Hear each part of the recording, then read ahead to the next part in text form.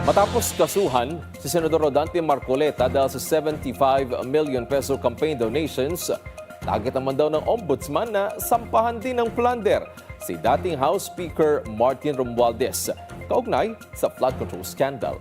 Sasandalan daw ng reklamo ang testimonya ng 8 sa tinaguriang Maleta Boys. Ang detalye sa Politico Update ni John Manalo. Bukod sa planong gawing state witness si dating DPWH Secretary Manuel Bonoan, gagamitin din ang Office of the Ombudsman ang individual affidavits ng 8 sa 18 Maleta Boys sa kasong inihahanda laban kay dating House Speaker Martin Romualdez dahil sa umano'y pagiging master plunderer nito sa kickback scheme ng flood control projects.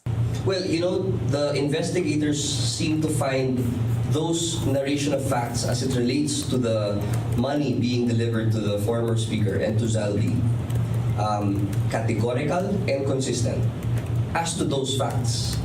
But as for the rest, hindi pa namin we will not focus on that.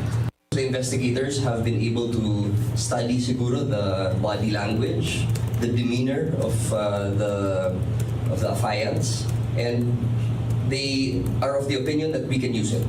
Dagdag ni Clavano, ang affidavits lang ng 8 Maleta Boys ang gagamitin ng ombudsman dahil wala niyang personal na kaalaman sa aktual na delivery ng pera ang iba pa nilang kasama. Pero tila natatagalan niya ang pag-usad ng kaso dahil hindi pa pinipirmahan ni Attorney Levy Baligod ang affidavits ng kanyang mga kliyente ayon kay Clavano.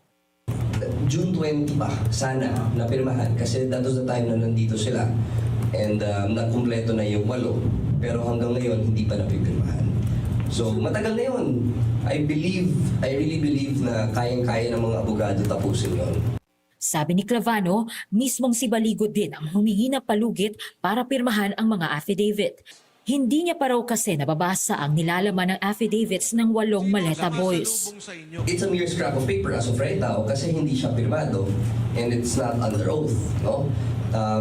But they seem to be cooperative, willing to sign already yung mga affiants mismo. Pero syempre, we also want that the lawyer review yung kanilang mga statement. Respond to your Sa susunod na Webes, inaasahang pipirmahan ni Baligod ang individual affidavits ng 8 Maleta Boys na humarap sa ombudsman, alinsunod sa extension na siya mismo ang humingi sa ombudsman. Para sa Politico Nightly, John Manalo, Billionaire News Channel.